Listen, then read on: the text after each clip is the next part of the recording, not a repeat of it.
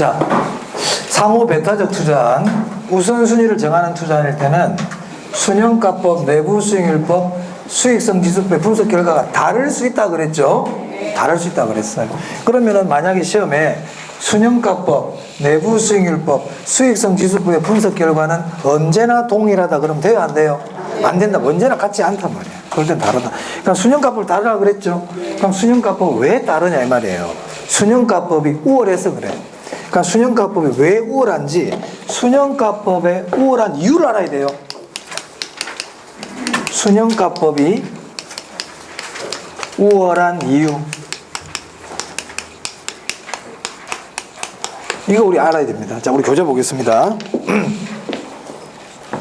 자, 우리 교재 326페이지에 순형가법 보세요.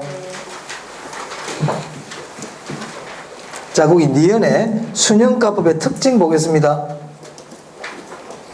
자, A번에 순형가법에서는 재투자 수익률, 그런 말 보이세요? 재투자 수익률로 뭘 쓴다고 되어 있어요? 네, 요구 수익률 줄 딱 치우시고요. 그러니까 그냥 순형가법은 요구 수익률이야. 할인율도 요구 수익률이고 재투자 수익률도 뭐라고요? 요구 수익률이에요. 뭐 다 같아. 자, 그 다음 B번입니다. 줄칩니다. 순형가법은 가치 합산 원칙이 적용. 또 줄칠게요. 그래서 항상 부의 극대화가 가능해. 항상 부의 극대화가 가능해. 자, 세 가지 나왔네요. 자, 순형가법 재투자 수익률로 뭘 쓴다? 요구 수익률. 가치 합산이 가능하다? 가능하다. 자, 보세요. 아까 요 경우에 만약에 이게 이 세 가지가 만약에 독립투자안이에요. 그러면 얘는 투자하면 안 되죠. 그럼 A, B 두 개 다 투자하면 되잖아요. 그럼 순형가가 얼마냐? 2,500원 이렇게 얘기할 수 있어요. 그게 가치 합산이야. 자, 내부수익률법입니다. 내부수익률법 이거 투자하면 안 되잖아요. 일단 4%니까 요구수익은 작죠? 그러면 A하고 C 두 개 다 투자해도 되죠? 합쳐가지고 20% 이렇게 얘기할 수 없다. 없다고. 순형가법만 그게 된다고. 순형가법만 합산이 된다고요. 내부수익률법은 된다 안 된다?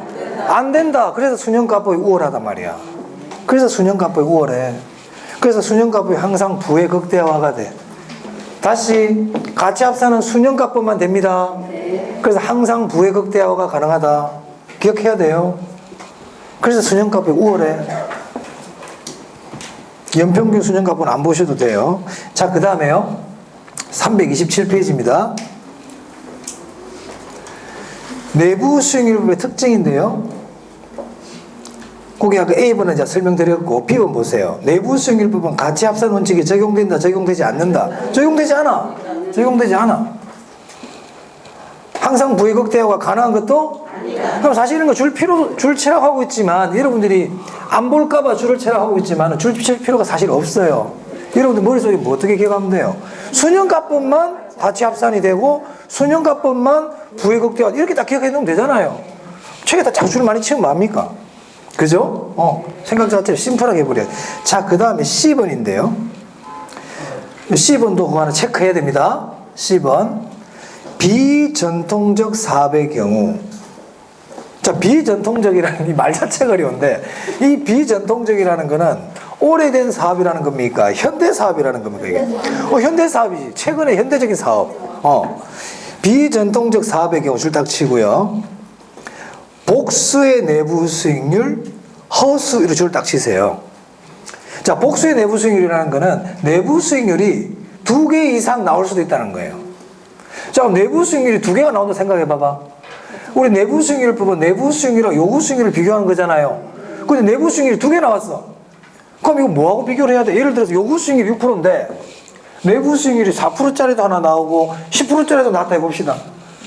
그러면 4%짜리인 경우는 투자하지 말라고 나오는 거고 10% 같으면 투자하라고 나오니까 투자 판단할 수 있어요? 없어요?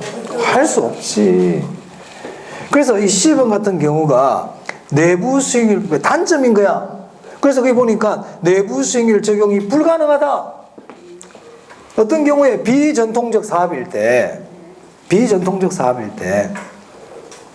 복수 또는 허수가 나올 수 있다. 내부 수익률이. 그럼 내부 수익률법을 쓸 수 있다 없다? 없다. 그럼 우리 뭘 써야 돼?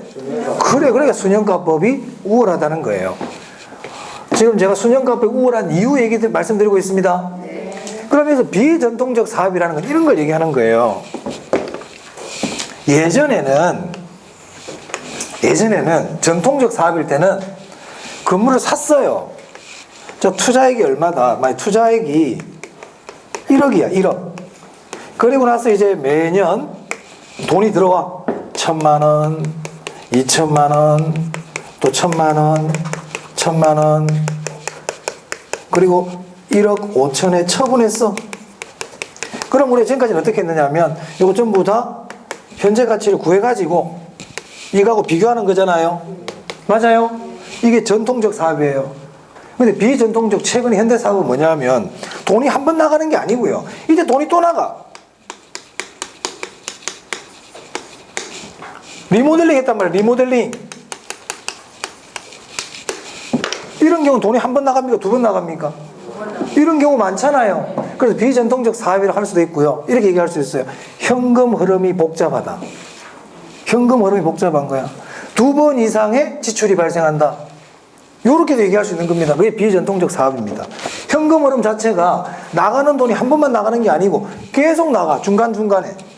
이런 경우는 내부 수익률이 2 이상 나올 수도 있다 이 말이에요. 비전통적 사업. 비전통적 사업.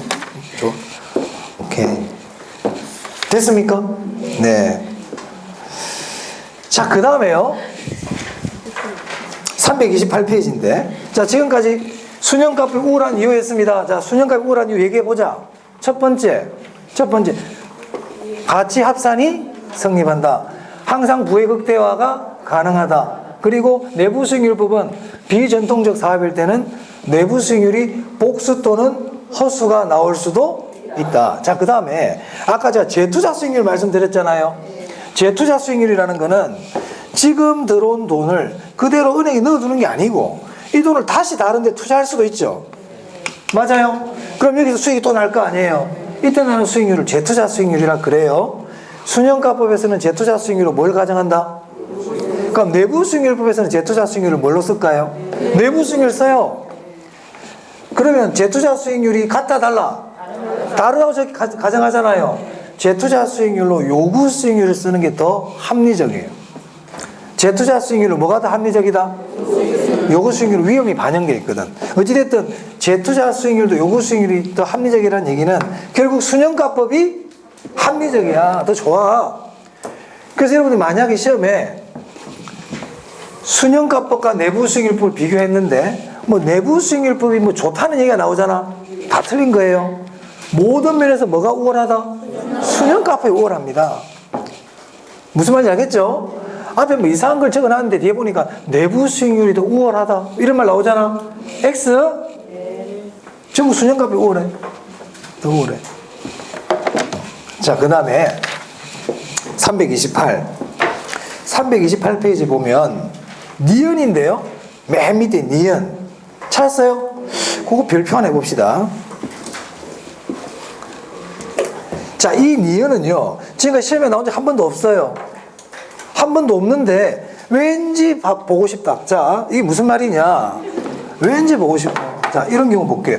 그럼 수익성 지수법은 왜 이런 걸 만들어놨냐 이거예요. 그냥 순영가법 하면 되지. 수익성 지수 왜? 머리 아프게. 안 그래요? 순영가법 우울하다며.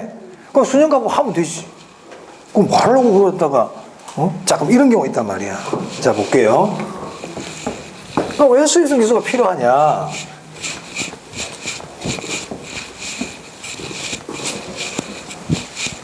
이것도 여러분들이 조금만 실제로 하다 보면 필요한 이유를 알아요. 여러분 실제 투자를 하다 보면. 자, A 투자안이 있고 B 투자안이 있어. 난 이 둘 중에 하나를 선택해야 돼. 상호 배타적이야. 근데 구해봤더니 순영가가 1,000. B 투자안도 순영가가 1,000원이에요. 여러분 어떻게 할래요? 어디 투자할래요? 상호 배타적이야. 하나 선택해야 돼. 선택을 못해. 선택 못하죠? 선택 못합니다. 이때 수익성 지수가 필요하다.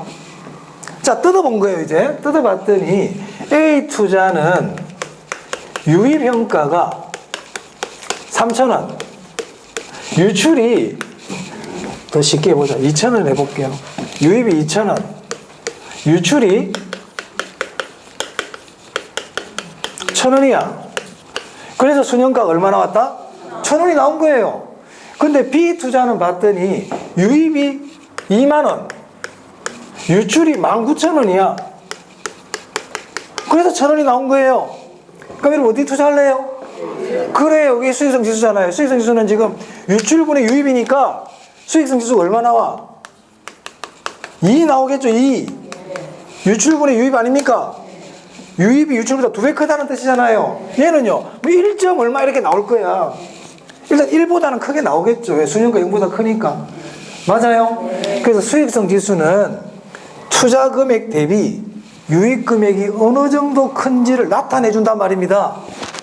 맞아요? 그래서 수년가가 같을 때 어디에 투자하는 게 더 좋은지를 나타내 줘요. 그때 유용성이 있는 거야. 무슨 말 알겠어요? 자, 그래서 그런 말들이 나와요. 결국 이거는 뭡니까? 투자, 이게 유출평가라는 게 결국 이게 투자 금액이거든. 이게 투자액. 맞아요? 그럼 수익성 지수가 크다는 얘기는 투자액 대비 수익액이 더 많다는 뜻이죠? 맞아요? 그런 개념이란 말이야. 자, 그래서 볼게요.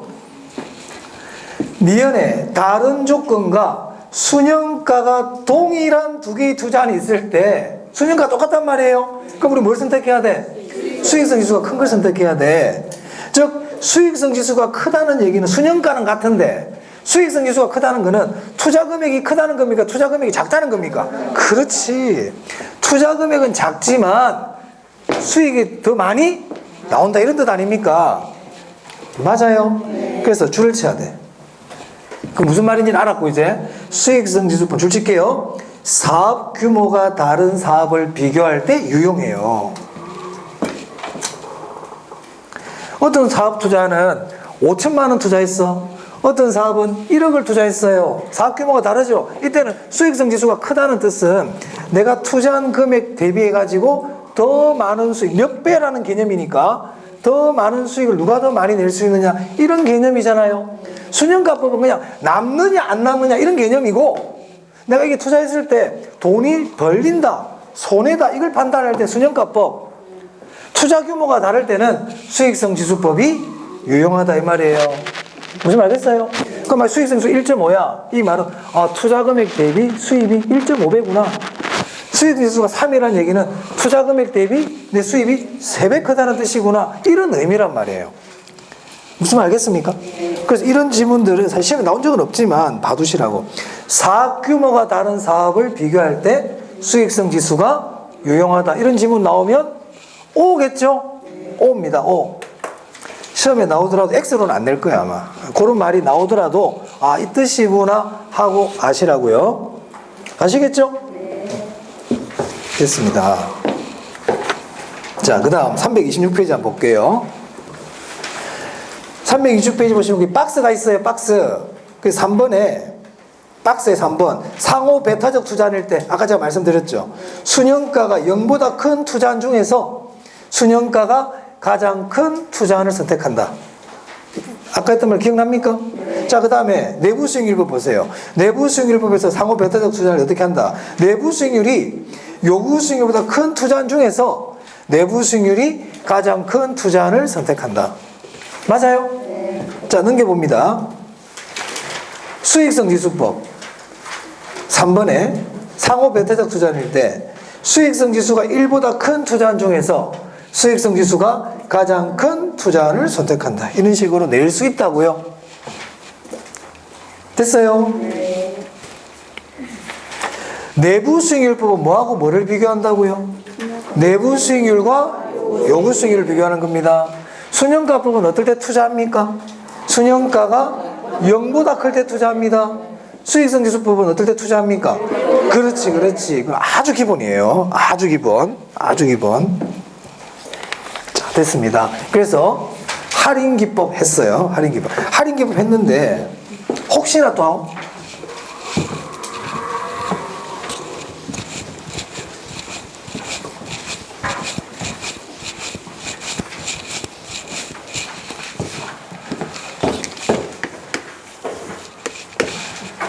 자, 내가 3,000원을 투자했어요.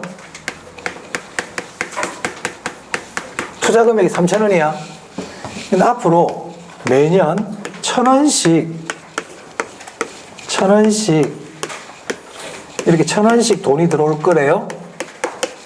예상을 이렇게 한단 말이에요. 그럼 3,000원을 회수하는데 몇 년 걸려요? 3년 걸리지? 이게 회수기간법입니다. 3년 걸린단 말이야. 자, 그런데 만약에 평가 회수기간법이라 그래보자.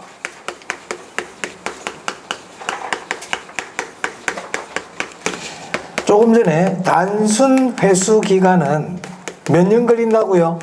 3년 걸려요. 3년. 그렇죠? 그럼 평가 회수기간은 뭐냐면 앞으로 들어올 1,000원을 현재가치 구해야 돼.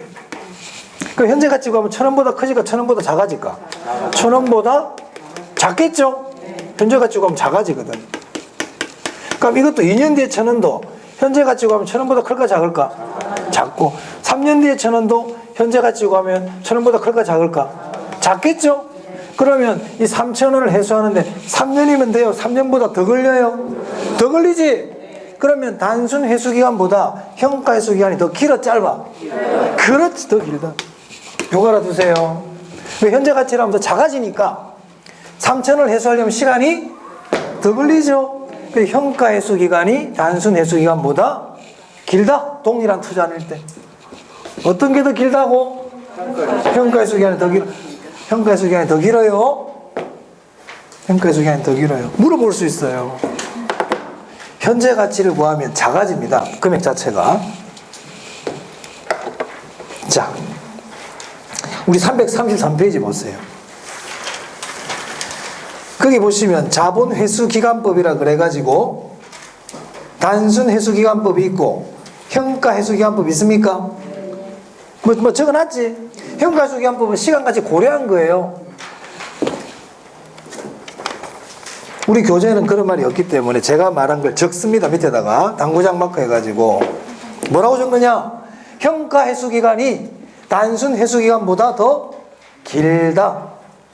물론 당연히 동일한 투자입니다. 하나의 투자를 가지고 얘기할 때 평가 회수 기간이 단순 회수 기간보다 더 길다. 왜 그런지는 이유 아시겠죠? 좀 설명드렸잖아요. 오케이. 자, 이제 비할인 기법 볼게요. 자, 어디를 보시냐면 332페이지입니다. 자, 332페이지 보시면 그 어림셈법 나오죠? 자, 어림셈법은 시간까지 고려한 겁니까? 고려하지 않은 겁니까? 고려하지 않은 거라 그랬습니다. 자, 1번 보겠습니다. 동그라미 1번 줄 칠게요. 성수법과 수익률법이 있다. 어림셈법은 성수법과 수익률법이 있어요. 자, 2번입니다. 시간 가치를 고려한 거다, 고려하지 않았다. 고려하지 않았어요. 그래서 비할인 기법이야. 3번에 아까 우리 할인 현금 수지 분석 모형은 한 해 소득을 기준으로 했어요. 여러 해 소득을 여러 해를 기준으로 했잖아요. 근데 어림셈법은 한 해 소득을 기준으로 해요. 한 해 소득을 기준으로 해요. 한 해 소득을 기준으로 해요. 그리고 줄칩니다. 처분을 고려하지 않습니다. 처분을 고려하지 않습니다. 한 해 소득만 가지고 하고 처분을 고려하지 않아요. 자, 그 다음 기억에 줄칠게요. 성수는 작을수록 유리, 수익률은 클수록 유리. 그리고 성수와 수익률 둘은 어떤 관계라고 그랬어요? 역수 관계예요. 역수 관계예요. 역수. 성수법과 수익률법 무슨 관계다? 그 밑에 표 보니까 화살표로 이렇게 반대로 이렇게 해놨죠? 역수라는 거예요. 그리고 제가 어림셈법에서 제일 중요한 게 뭡니까? 이 표 외우는 거예요. 제가 4월달까지 외우라고 그래. 지금 시간이 다 돼간다 지금. 4월달까지 외워야 돼. 이번에 25일날 모의고사 본다면서 이거 외우고 시험 보세요. 아, 나올 거예요. 나올 거야. 한 문제 맞추는 거야. 외우고 시험 모의고사 한번 봐보세요. 그러니까 이건 제가 별다르게 할 얘기가 없어요. 꼭 외우세요. 자, 이 식을 보면 거기 세우 지분 복귀라는 게 있어 없어? 있어요. 세우 지분 복귀 어디 있는지 좀 가르쳐 봐봐. 난 아무래도 안 보인다. 어디 있어? 어? 세우 지분 복귀가 어디 있노? 있다 그러면 내 얘기를 잘 안 들은 거야. 처분을 고려하지 않는다고 그랬는데. 세우 지분 복귀액은 처분할 때 들어오는 거잖아요. 없잖아요. 그러니까 이 어림셈법은 처분은 고려 안 한 거예요. 식 자체 그런 말이 없죠. 뭐 미상환 저당장은 그런 것도 없잖아요. 그 전부 다 보유 단계에서 운영 단계에서 생기는 것들 아닙니까? 순연금소득, 세전연금수지, 세후연금수지, 그죠? 그럼 여기 가면 어림셈법 왜 한 해 소득만 가지고 할까요? 여러 해를 고려하지 않고 투자 기간은 여러 해인데 한 해만 가지고 한다는 얘기잖아요. 왜 그럴까요? 시간 가지고 고려 안 해도 한 해 여러 해 할 수도 있잖아. 이 사람들은 이 어림셈법의 기본 생각은 뭐냐면 한 해 소득이 만약에 순영업 소득이 첫 해 1,000만 원 들어왔잖아요. 그 다음에도 1,000만 원. 이 순영업 소득이 매기간 동안 똑같을 거야 이렇게 가정을 하는 거예요. 같을 거라고 보니까 굳이 여러 해를 할 필요가 없다. 한 해의 소득이 똑같이 발생할 거야 이렇게 가정을 하는 거예요. 어림셈법은. 그러니까 한 해만 가지고 하는 거예요. 단순화시켜버린 거예요. 말 그대로 어림잡아하는 거라니까. 어림셈법. 요 식 꼭 알아두세요. 자, 알아두시고 역수도 다 이 손으로 직접 적어봐야 돼. 자, 그러면 여기서 이번에 순소득성수 있죠? 순소득성수는 제가 전에 줄쳐라고 그랬는데 그 밑에 뭐라 적혀 있어요? 네, 꼭 이것도 아셔야 돼요. 순소득성수를 자본회수기간이라고도 그래요. 그럼 순소득성수가 크다. 자본회수기간이 오래 걸린다 이 뜻입니다. 그러니까 순소득성수는 클수록 안 좋지. 자본회수기간이 오래 걸리니까. 맞아요? 그거 중요하고요. 그리고 이번에 종합자본환원율이라고 있죠. 이거를 출제자에 따라서는 자본환원율이라고 얘기하는 사람들도 있어요. 종합이란 말을 빼버리고 그냥 자본환원율 이렇게 출제하는 사람도 있으니까 자본환원율 나오면 종합자본환원율을 얘기하구나 이렇게 기억하시기 바라고. 그 밑에 지분배당률 있습니까? 지분배당률도 지분환원율이라고 얘기하는 사람들도 있어요. 지분환원율. 이 환원율이라는 게 일종의 수익률을 얘기하거든요. 환원율이라는 게. 됐습니까? 자, 그리고 나서 그 나머지는 외웁니다. 자, 그 다음 넘깁니다.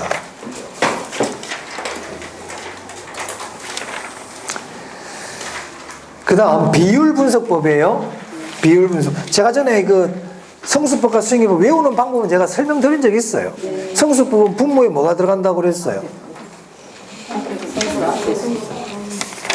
그래. 자, 다시 한번 펴와봐야 돼. 이 또 얘기 안 하면 또 까먹는다니까. 그 자꾸 얘기해줘야 돼. 자, 다시 330페이지 보세요. 자, 330페이지 보시면 조소득 성수라 그랬죠? 그럼 성수 글자 앞에 있는 조소득이 뭐가 된다? 분모. 그럼 순소득 성수는 분모가 뭘까? 순영업 소득. 세전연금 성수는 분모가 뭐가 될까? 그렇죠. 자, 그리고 제가 전에 어떻게 또 기억하라고 그랬어요? 조소득과 순영업 소득은 총투자액과 관계있다고 그랬죠? 하지만 세전연금수지와 세후연금수지는 그래 남의 돈 갖고 난 뒤라 그랬잖아요. 그래서 지분투자액과 관계있어요.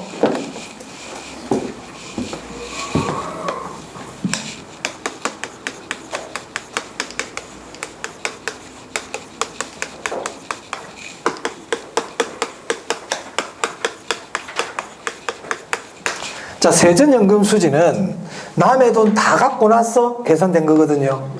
총투자액은 내 돈과 남의 돈이 포함된 거잖아요. 이런 식 없어요. 그러니까 이런 거 없다고요. 이거는 내 돈인데 이거는 남의 돈까지 같이 들어있으니까 이런 개념 없다고.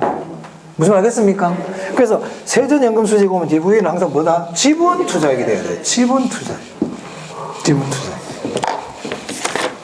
자, 다시 뒤로 비율분석법. 자, 이 비율분석법에서는 그 대부비율 그리고 그 밑에 보니까 D것에 부채비율 있죠. 부채비율, 부채감당률 이 세 비율이 일단 제일 중요해. 자, 대부 비율 볼게요. 대부 비율. 자, 대부 비율은 기억의 식이 있네요. 부동산 가치분의 부채 돼 있죠? 더 정확하게 얘기하면 부채 잔금입니다. 자, 내가 집이 10억짜리예요. 집이 10억짜리야. 처음 이 집 살 때 은행에서 6억을 빌렸어요. 그럼 대부 비율이 얼마다? 10분의 6, 60%야. 근데 내가 작년에 1억을 갚았어. 그럼 잔금이 얼마 남았어요? 5억 남았죠? 그럼 대부 비율은 10분의 5, 50%다 이 말입니다. 그래서 대부 비율은 부동산 가치분의 부채라고 해도 되지만 부채 잔금 그러는 게 더 정확하다. 그럼 돈을 갚아가면 갚아갈수록 대부 비율이 점점 줄어들겠죠? 줄어들죠. 자, 그래서 대부 비율 동그라미 1번 보겠습니다. 부동산 가치에 대한 융자액, 대출액, 부채액의 비율을 말한다. 저당 비율이라고도 그런다. 그 옆에다가 적을게요. 이 저당 비율만 뿐만 아니고요. 출제자에 따라서는 표현이 너무 다양해요. 저당 비율이라도 그러고요. 융자 비율, 대출 비율 다 그렇게 얘기해요. 표현이 너무 많아. 대부 비율, 저당 비율, 융자 비율, 대출 비율 다 같은 말이에요. 그래서 영어로 LTV 이렇게 얘기합니다. LTV. 그래서 대부 비율을 얘기할 때는 LTV라고 적어주는 경우가 많아요. 안 그러면 무슨 말인지 모를 수가 있어요. 대출 비율 그럼 뭐지? 이럴 수 있거든요. 대출 비율이 대부 비율입니다. 자, 그 다음에 2번 볼게요. 대부 비율이 커진다는 얘기는 부채가 많아진다는 얘기죠. 그럼 결국 부채 비율은 아직 뒤에 나오겠지만 부채 비율도 어떻게 될까요? 커지겠죠?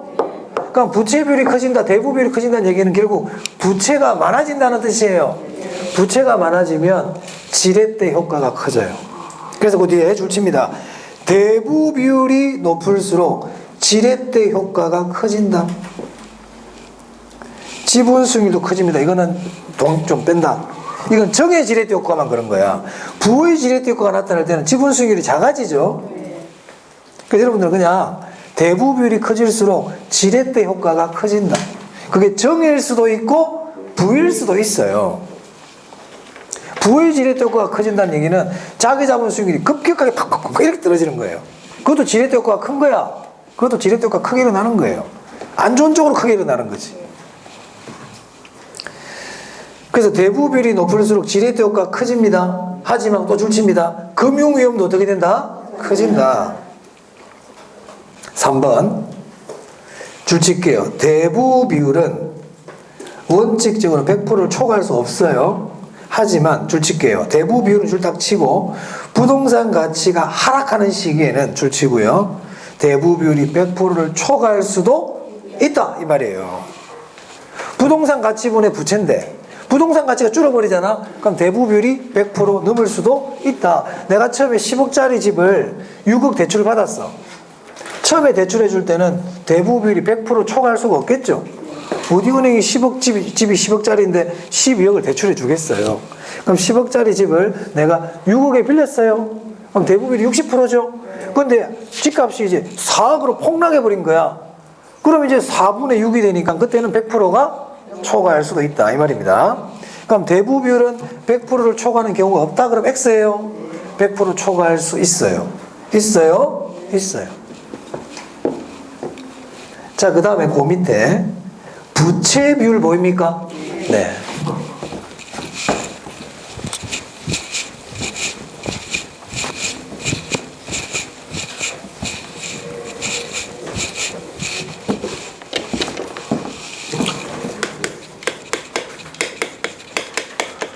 부동산 가치가 10억짜리인데 부동산 가치가 10억인데 이 부동산을 살 때 자기 자본 4억 타인 자본이 결국 뭐예요? 이게 부채죠. 맞아요? 타인 자본 6억이 들어갔어요.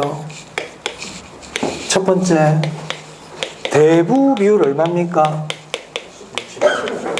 대부 비율 10분의 이게 합치면 10억이잖아요. 10분의 6 60%죠. 이 대부 비율을 그래서 타인 자본 비율이라고도 불러요. 우리 투자론에서는 이게 타인 자본 비율이어야 된다. 타인 자본 비율이라도 그런단 말이에요. 타인 자본이니까. 네? 그럼 자기 자본 비율은 얼마예요? 그렇죠. 자기 자본 비율 40%예요. 그럼 여기서 이제 우리가 알 수 있는 게 대부 비율하고 자기 자본 비율하고 합치면 몇 프로가 됩니까? 100%가 됩니다. 자, 그 다음에요. 네 번째, 부채 비율이 있단 말이에요. 부채 비율. 부채 비율은 자기 자본분의 부채야. 자기 자본분의 부채야. 이거 어떻게 읽어요? 자본에 대한 부채. 이게 부채 비율이에요. 그럼 부채 비율은 4억분의 6억이죠? 그럼 이거는 1.5 나옵니다. 1.5는 몇 프로입니까? 150%죠. 그럼 부채 비율과 대부 비율은 같아요? 달라요? 다릅니다. 일반적으로 부채 비율은 100%가 넘는 경우가 많아요. 대부 비율은 원칙적으로 100%를 안 넘는 경우가 원칙이고요. 부채 비율은 일반적으로 100%가 넘어요. 자, 그럼 만약에 자기 자본도 5억이고 대출도 5억이야. 그럼 부채 비율 몇 프로일까요? 100%입니다. 그래서 부채 비율이 100%라는 의미는 내 돈과 부채가 같다 이 말이에요. 대부 비율이 몇 프로일까요? 50%라는 뜻이. 그래서 대부 비율이 50%라는 얘기는 부채 비율 100%예요. 기억해 두면 좋아요. 그럼 만약에 시험에서 부채 비율과 자기 자본 비율을 합치면 100%다 그러면 돼, 안 돼? 안 된다. 틀릴 것 같다 그런데. 틀릴 것 같은 거야. 왜냐면 여러분들이 시험장 가면 대부 비율, 부채 비율이 혼돈이 와. 그런 걸 명확하게 알고 와야 돼요, 시험장에. 자, 대부 비율은 전체 부동산 가치에서 부채가 차지하는 비중이에요. 그게 대부 비율. 전체 부동산에서 내 돈이 차지하는 게 자기 자본 비율. 그러니까 대부 비율하고 자기 자본 비율 합치면 그게 결국 전체니까 100% 될 거 아니에요. 맞아요. 부채 비율은 자기 자본에 대한 부채 개념이야. 그래서 대부 비율에다가 자기 자본 비율 합쳤을 때 100%라 그래야지. 100%라는 거는 1이란 뜻이에요. 1이 100%잖아요. 부채 비율 플러스 자기 자본 비율이 100%다 그러면 돼, 안 돼? 안 돼. 안 돼. 안 돼. 그리 쉬운 걸 막 틀리고 나오면 안 돼. 그리고 부채 비율과 대부 비율은 같은 개념이다, 다른 개념이다? 달라요. 하지만 대부 비율이 커진다는 말이나 부채 비율이 커진다는 것은 결국 부채가 많아진다는 뜻입니다. 됐죠? 그래서 대부 비율이 50%라는 얘기는 자기 자본비율 50% 맞죠? 부채 비율은 몇 프로다? 또 50%란다 봐봐. 100% 시험장 틀린다니까 딱 기억해 두세요. 시험장 딱 기억해놔야 돼요. 우리 시험은 어려운 거 안 물어봐. 이런 건 쉬운 거야. 쉬운 거야. 기본 개념을 물어봐요. 어렵습니까? 자꾸 보세요 그러면. 지금 봐봐. 대부 비율이 50%일 때 부채 비율이 100%라는 건 이해는 됐어요. 왜 그런지. 이해는 됐어? 그럼 어려운 거 아니라니까. 그럼 어려운 게 아니라고요. 제가 대부 비율이 50%인데 부채 비율이 100%인 이유를 모른다. 또 왜 100%인지 이유를 모르겠다. 그건 어려운 거야. 근데 이유는 알겠잖아. 대부 비율이 50%라는 얘기는 자기 자본 비율도 50, 아까 5억, 5억이라고 그랬잖아. 5억, 5억. 그러면 부채 비율은 5억분의 5억이니까 1이니까 100%잖아요. 맞아요? 네. 그래요. 그러면 이게 어렵다는 건 내가 이제 자꾸 안 보는 거지. 원리를 아는 사람 한 말 알겠지만 안 되면 이거 외워야 돼. 자, 그럼 시험에서요. 이렇게 나온단 말이에요. 자, 대부 비율이 이제 대부 비율이 20%야. 이렇게 나왔어. 대부 비율이 20%야. 그래 놓고는 부채 비율이 얼마입니까? 이렇게 물어봐. 이 80% 그러면 안 된다니까. 그러면 안 된다니까. 자꾸 또 봐. 그게 아니라고. 자, 여러분 답을 적는데 부채 비율 문제가 났는데 왠지 80% 60% 답을 적잖아. 내가 틀렸구나 생각하세요. 부채 비율 일반적으로 100% 넘어요. 아까 80% 얘기하는 거는요, 자기 자본 비율이에요. 그렇게 생각한다는 게, 여러분들 편할 대로 생각을 해버려. 이게 20이니까 80이겠지. 그 누가 그렇게 가르쳐 주대? 그렇게 마음대로 하는 게 아니야. 아시겠죠? 대부 비율이 20%면 자기 자본 비율이 80이지. 이건 남의 돈의 개념이니까 자기 돈은 80%지. 자, 그러면 대부 비율이 20%면서 부채 비율이 얼마입니까? 물어볼 수 있어, 계산 문제. 그럼 대부 비율이 20% 나면 자기 자본 비율을 구해야 돼. 자기 자본 비율이 몇 프로예요? 80%죠? 80%거든.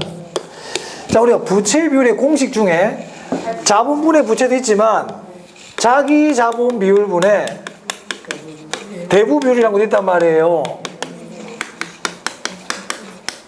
그래서 부채 비율은 여러분들 편하게 생각하는 거야. 내 돈분의 남의 돈이야.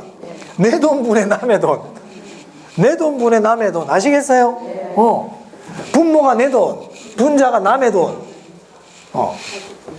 그럼 자기 자본분이 80 아닙니까? 그럼 부채 비율은 분모가 내 돈 80이지. 분자가 남의 돈. 무슨 말 알겠어요? 그럼 몇 프로입니까? 이거는 100%가 안 되지만 몇 프로다? 이렇게 되는 거예요. 그래서 부채 비율은 분모가 내 돈이고 분자가 남의 돈이다. 자기 자본 비율분의 대부 비율. 자본분의 부채. 분모가 전체 부동산이 나오면 그거는 대부 비율이에요. 분모가 전체가 나오면 총 부동산 가치가 나오면 대부 비율. 분모가 내 돈이 나오면 부채 비율. 어찌됐든 외우세요. 안 되면 꼭 외워야 됩니다. 자, 그래서 그 밑에 보면 표가 하나 나와 있죠. 대부 비율이 20%일 때 부채 비율이 몇 프로냐, 대부 비율이 50%일 때 부채 비율이 몇 프로냐, 이게 쭉쭉쭉 나와 있잖아요. 네, 모의고사 같은 데 잘 내요. 실제 시험에서도 나올 수 있고요. 내일 모레 모의고사도 나올지도 몰라. 자, 그 다음 부채 감당률입니다. 자, 부채 감당률은 그 10부터 기억해야 돼. 식이 어떻게 되냐? 부채 서비스액분의 순여금 소득이죠. 자, 이 부채 서비스액은 이자만을 얘기합니까? 원금을 얘기합니까? 원금까지 합친 겁니까? 네, 원리금이라고 그랬죠? 원금까지 합친 거예요. 자, 1번 볼게요. 부채 감당률이란 순영업 소득이 부채 서비스액의 몇 배가 되는가를 나타내는 비율이다. 맞나요? 네. 항상 분수는 그런 개념이라 그랬죠, 제가. 분자가 분모의 몇 배냐, 이 얘기란 말이에요. 아까 저 수익성 지수도 그렇게 얘기했잖아. 저 뭐라고 그랬어요? 유입액의 현가가 유출액의 현가의 몇 배가 되느냐. 맞아요? 그러면은 부채 비율도 어떻게 얘기할 수 있어요? 부채가 자본의 몇 배냐, 이 뜻이잖아요. 다 그런 뜻이거든. 분수로 나타낸다는 거는. 자, 이번에 부채 서비스액이란 줄치고요. 부채 서비스액이란 줄치겠습니다. 원금 상환분과 이자 지급액을 말한다. 그러니까 부채 서비스액은 원금 상환액뿐만 아니라 뭐도 포함이 된다. 이자 지급액도 포함이 돼. 장기분과 재산기 문제잖아요. 이자 지급액은 포함되지 않은 개념이다. 이렇게 나왔잖아. 이자 지급액도 포함이 됩니다. 자, 그 다음에 3번이 별표죠. 제일 시험에 많이 나오는 거예요. 부채 감당률은 1보다 클수록 유리하다. 줄 딱 치고요. 부채 감당률이 1보다 크다는 의미는 그 밑에 원리금을 상환하고도 남는 게 있다. 원래도 정확하게 얘기하면 순영업 소득이 원리금을 내고도 남는 게 있다는 뜻인데 길면은 여러분들 잊어버려. 그러니까 1보다 크다는 거는 남는 게 있다. 이자 내고도 남는다. 그게 1보다 크다는 뜻이에요. 그럼 1보다 작다는 건 뭐예요? 동그라미 5번 봅니다. 동그라미 5번에 1보다 작을 경우 줄 쳤어요. 원리금을 상환하기에 부족하다.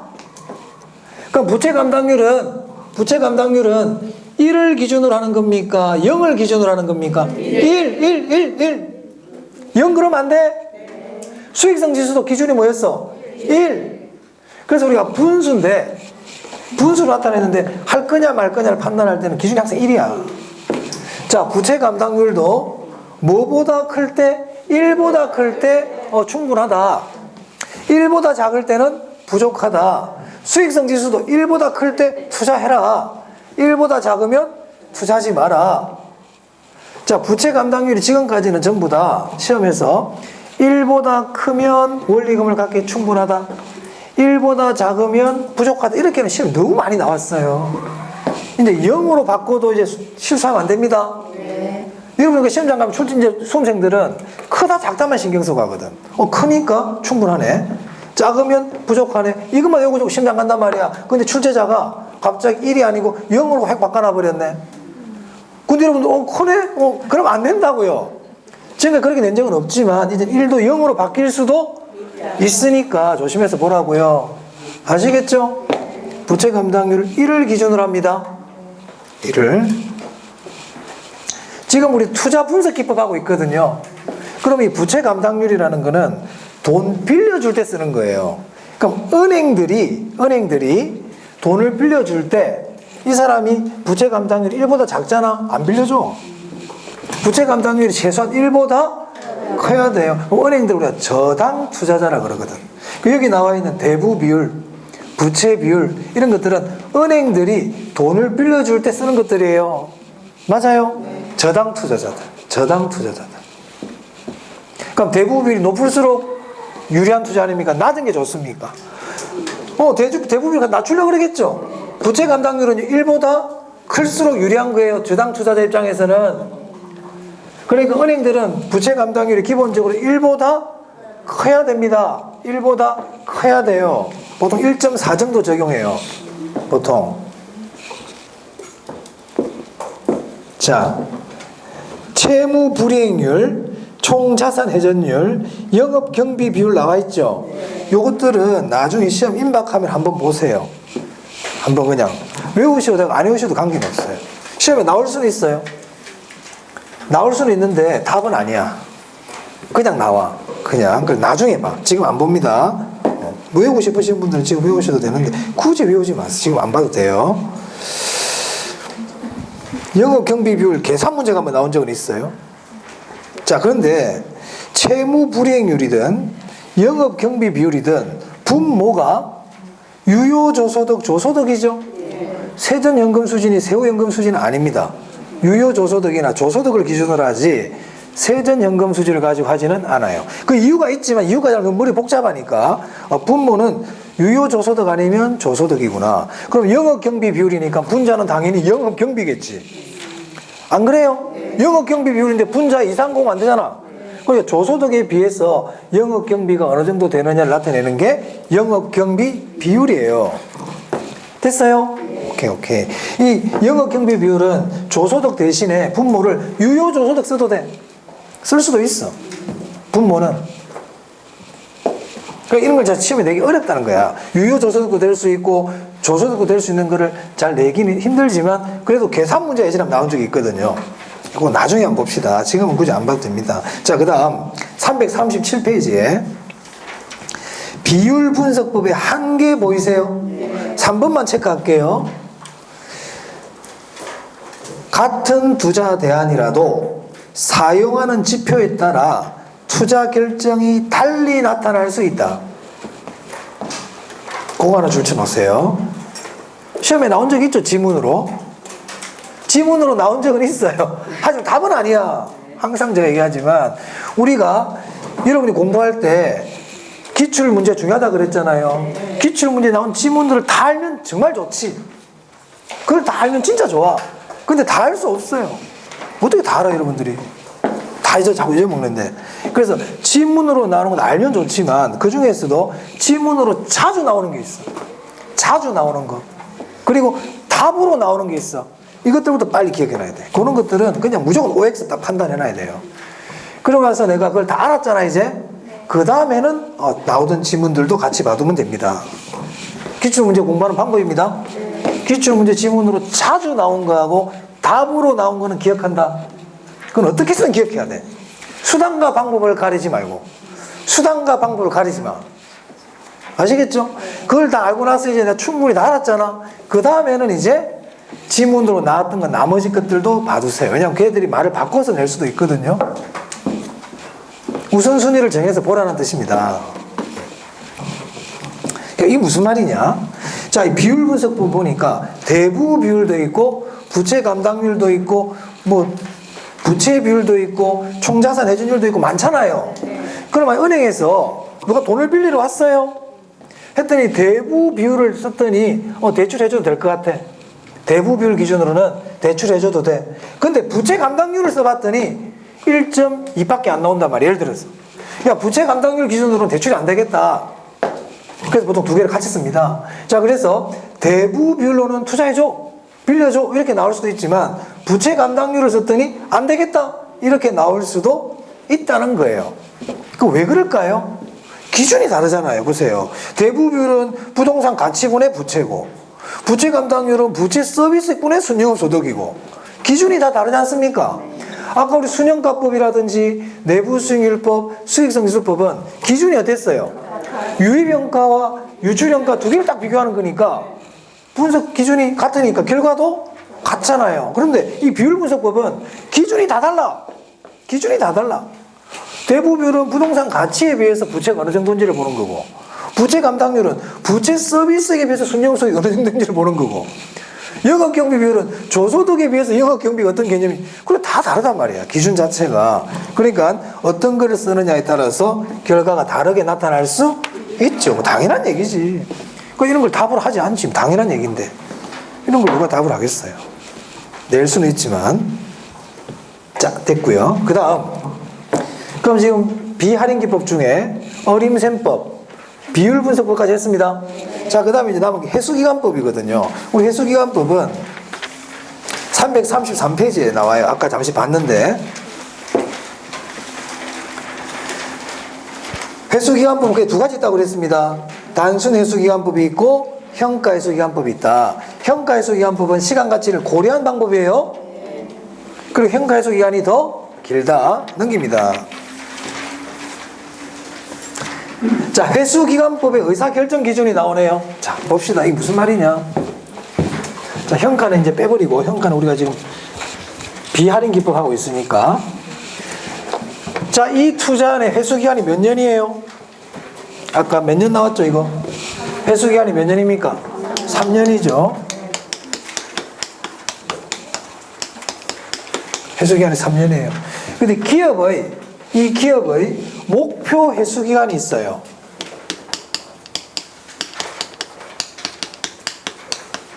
목표 회수기간이 2년이야. 투자할까요? 안 할까요? 안 하지. 이 기업은 2년 만에 회수를 하는 게 목표인데 이 투자는 몇 년이 걸려야 돼?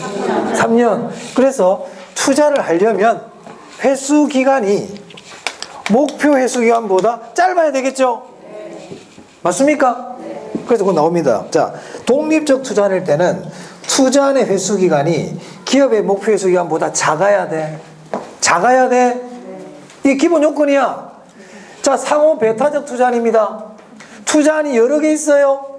그럼 이제 어떻게 해야 될까요? 그냥 짧은 거 그러면 안 되지. 여러 개 중에서 다 출연해야지. 그렇지. 목표 회수기간이 회수기간보다 짧은 게 있지. 첫 번째 독립투자는 있잖아요. 회수기간이 목표 회수기간보다 작은 것 중에서 그 중에서 어떤 거 선택해야 된다? 가장 짧은 거. 그렇죠. 할 수 있겠죠? 기본을 만족시키고 그 중에서 가장 짧은 거. 자, 회계이익률법입니다. 자, 회계이익률법은 시간 가치를 고려하지 않는 방법이죠. 그럼 이거는 여러분 뭐 회계이익률을 구하세요 이런 건 안 내요. 투자의 회계이익률이 10%야. 근데 기업의 목표 이익률이 있어요. 자, 목표 이익률이 12%예요. 그럼 투자할까요? 안 할까요? 해요? 안 해요? 목표는 12%인데 10%밖에 안 나오잖아요. 안 하겠지? 그러니까 기업의 목표 이익률보다는 투자안의 회계이익률이 더 커야만 투자하겠죠. 그 첫 번째 단순 평균 회계이익률법에 2번 봅니다. 기업의 최소 목표 평균 이익률보다 어떨 때? 클 때 투자한단 말이에요. 근데 이것도 만약에 상호 배타적 투자안이야. 그럼 어떻게 해야 돼? 일단 목표 이익률보다 큰 이익률 투자안 중에서 어떤 거 선택하면 돼요? 가장 큰 거 선택하면 되지. 맞습니까? 네, 그렇게 하라는 얘기입니다. 그 정도 확인하시면 되겠습니다. 시험에 그런 것들이 나왔어요. 예전에 나왔고요. 자, 시간이 네, 좀 쉬었다 할게요. 계산 문제를 해봐야 되기 때문에 좀 쉬었다 하겠습니다.